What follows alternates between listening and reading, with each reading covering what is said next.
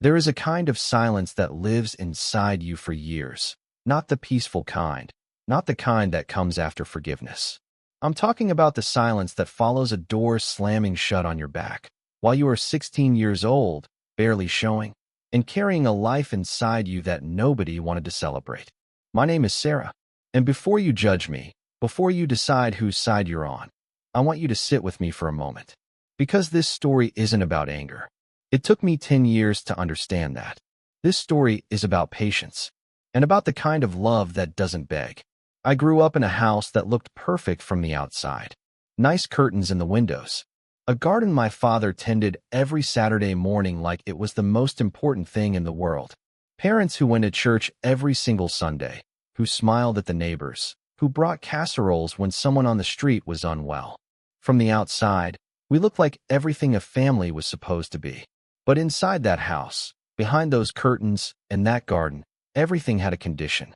Their love was something you earned, not something you were simply given. I learned that early. I learned it the first time I brought home a grade that wasn't quite perfect enough, and my father looked at it and said nothing. Just folded the paper in half and handed it back. Not cruel, just absent, as though I had not quite met the requirement to be worth responding to. I was the kind of child who tried very hard to be enough. I kept my room clean without being asked. I never missed school. I helped with dinner without complaining. I brought home good grades, mostly. I did not argue. I did not draw attention to myself. And still, there was always this quiet undercurrent in our home. This sense that I was loved on a sliding scale. That my place in that family was earned day by day, and could just as easily be taken back. I was 16 when I found out I was pregnant. I was terrified. I was also in 10th grade, sitting in a bathroom stall at school, staring at 2 pink lines on a test I had bought with my lunch money. My hands were shaking so badly I could barely hold it steady. I sat there for a long time. I didn't cry, which surprised me. I just sat very still, and I thought, I need to go home. I need to tell them. They will be shocked. They will be upset. But they are my parents. They will help me figure this out. That is what I believed. Genuinely. Completely. Because even with everything I knew about that house, I had never once imagined that my parents' conditions would extend this far. I had never imagined that there was a version of me they would simply choose to throw away. I told them that evening. We were at the dinner table. I had rehearsed it in my head the entire bus ride home.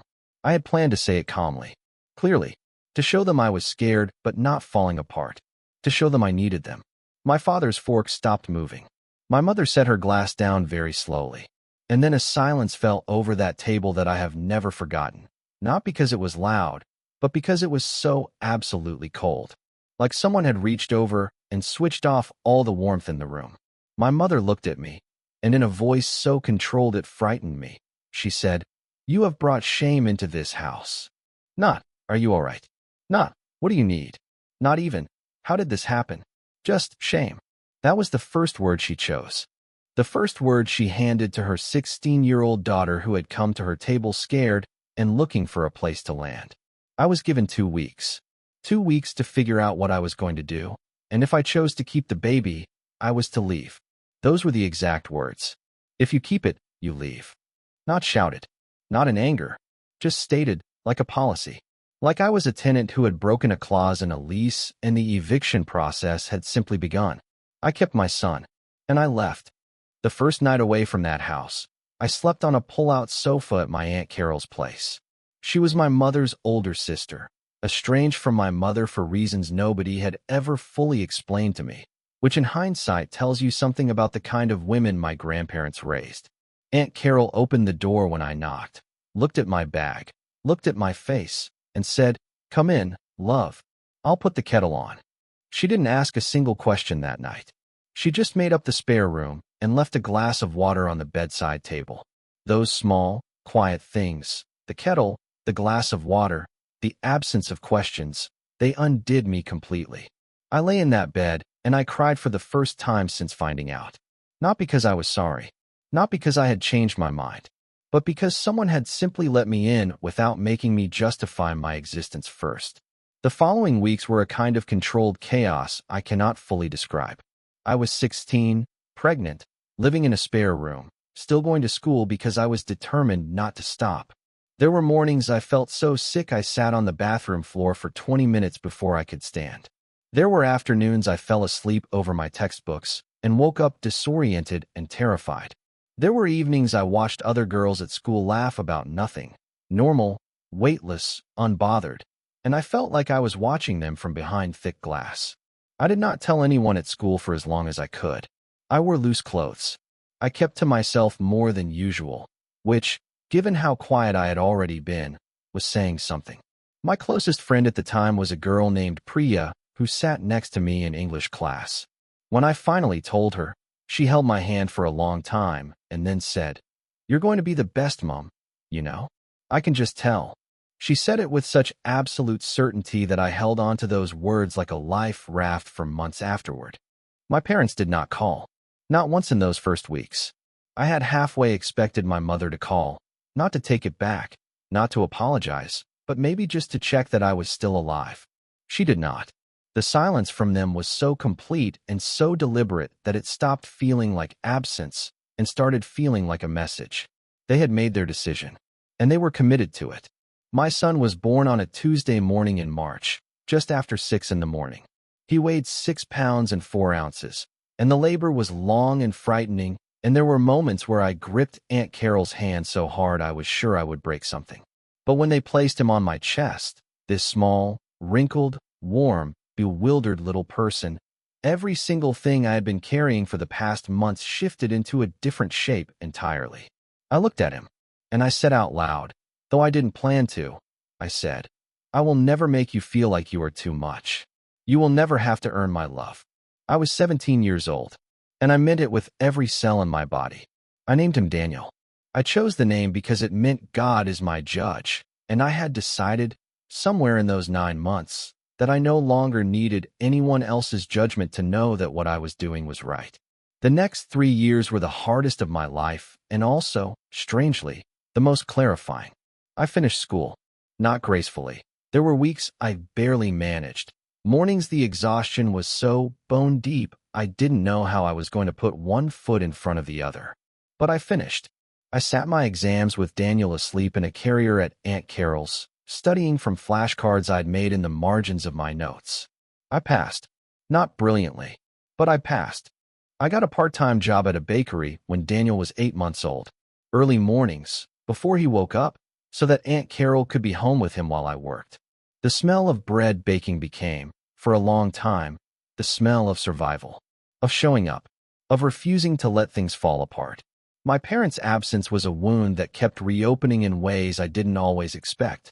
It was worst at the ordinary moments, not the dramatic ones, but the small ones. The first time Daniel laughed. His first tooth. The morning he pulled himself up on the coffee table and stood for a full 3 seconds before sitting back down with an expression of complete astonishment on his tiny face. All of those moments, I wanted someone to call. I wanted to share them with someone who was supposed to care. And the phone stayed silent. There were nights I picked up my phone and almost called my mother. Almost. I would get as far as finding her name in my contacts. She was still there. I had never deleted it. And then I would sit with the screen lit up in my hand, and I would ask myself, what do you expect her to say? What answer could she possibly give you that would make this better? And I always came back to the same truth. There wasn't one. No apology would give Daniel the grandparents he deserved. No explanation would give me back the months I had spent being more afraid than a teenager should ever have to be. The damage was already done. The only question was what I was going to build on top of it. I chose to build something real.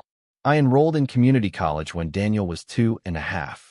Accounting, initially, because it was practical and I was nothing if not practical by that point. I took the bus at 6:30 in the morning and was back by early afternoon. Aunt Carol watched Daniel. We had built a rhythm together, the three of us, that was small and imperfect and absolutely solid. I met James when Daniel was 4. He was a teacher secondary school history, and he was the quietest, most steady person I had ever encountered. On our second date, I told him about Daniel, about my parents, about all of it. I laid it out plainly because I had learned by then that there was no point in hiding the shape of your life from someone you might want in it. James listened to everything, and then he said, "Can I meet him? Not is this complicated? Not are you sure you're ready to date? Just, can I meet him?" I decided, in that moment, that this man was worth knowing. James and Daniel took to each other in the unhurried, genuine way that good things tend to happen, without drama, without forcing it. Daniel called him James for 2 years, and then one afternoon out of nowhere, completely unprompted, called him Dad. James looked at me over Daniel's head with an expression I will carry with me for the rest of my life. I transferred to university. I graduated with a degree in business at 24. Daniel sitting in the audience in a small button-down shirt that Aunt Carol had ironed that morning, clapping louder than anyone else in the hall. I built a career. Slowly, carefully, without shortcuts. I got a job at a small accounting firm, then a better one. Then I started my own small consultancy at 28. It was not a dramatic success story. It was a steady one, which, in my experience, is far harder to build and far more valuable to keep. Through all of this, through the exhaustion and the grief and the growing and the building, I never once spoke badly about my parents in front of Daniel. Not once.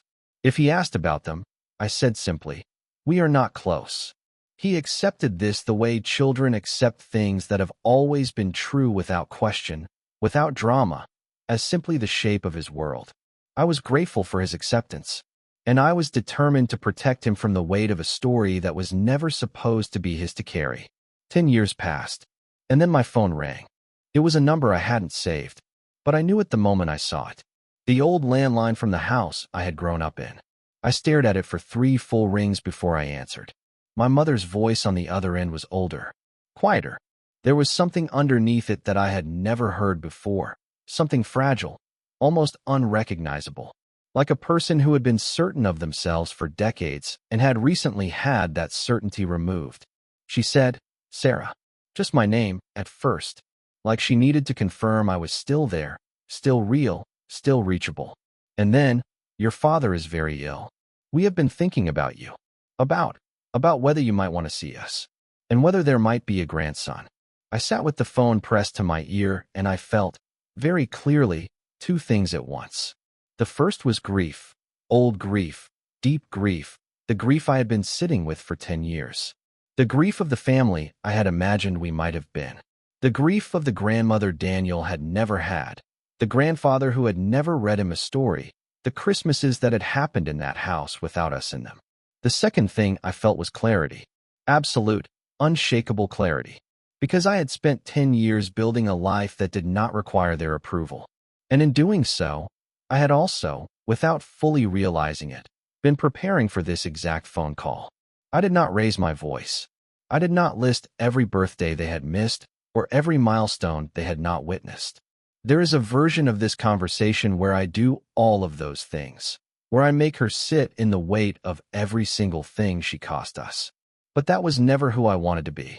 That kind of revenge is loud and immediate, and it feels like something, briefly. And then it's gone, and you are left with nothing but the echo of your own anger. My revenge was different. My revenge was the truth, spoken plainly. I said, "Mom, Daniel doesn't know you exist. I made a decision years ago not to tell him about you, because I wanted to protect him. He has grown up knowing he is loved, fully, unconditionally, by every person in his life. I was not willing to introduce a child to grandparents who had already proven they were capable of deciding that some people in this family were worth keeping and some were not. I wasn't going to take that risk with him." She started to cry. I let her. She said they had made a terrible mistake. She said my father had talked about it for years, but hadn't known how to begin. She said they had been proud of me. She had heard things through the community, through old neighbors, and that they had been proud even when they had no right to be. That last part stayed with me for a long time afterward.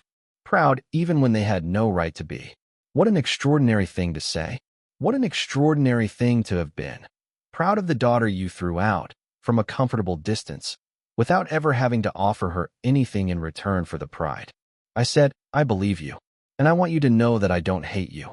I made my peace with what happened a long time ago, because I had to, because staying in that grief would have cost Daniel things I wasn't willing for him to lose.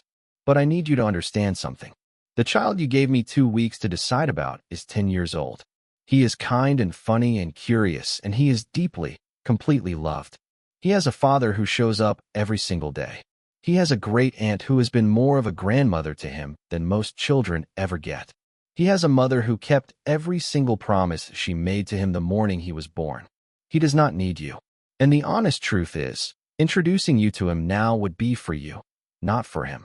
And I stopped making decisions based on what other people need a long time ago. I told her I was sorry my father was unwell. I meant it. Whatever he had failed to be to me, I did not wish him suffering. But I also told her that I would not be bringing Daniel to see them. Not now. Not under these circumstances. Perhaps not ever. That was the honest answer, and she deserved the honest answer. I hung up, quietly, without slamming the phone down, without dramatic last words. Just a call that ended. I sat in my kitchen for a while after. James was in the next room. Daniel was upstairs doing homework, probably with music on too loud, in the careless way 10-year-olds do everything. The house was warm. The kettle was on. Outside, it was beginning to rain.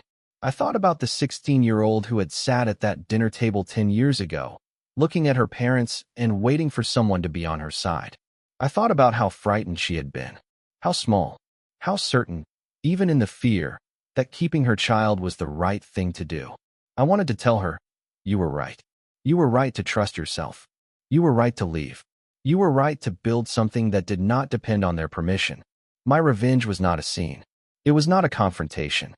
It was not making them cry or making them sorry or holding their faces in the mess they had made. My revenge was the life I had built while they were not watching. My revenge was Daniel. Healthy, loved, completely unburdened by the weight of people who had decided before he was even born that he might not be worth the inconvenience. My revenge was becoming a woman they could no longer claim. A woman who had made herself entirely without them. And if you are sitting somewhere tonight carrying a story like mine, if someone's conditions once made you feel like you were not enough, if someone handed you a deadline and called it love, I want you to hear this.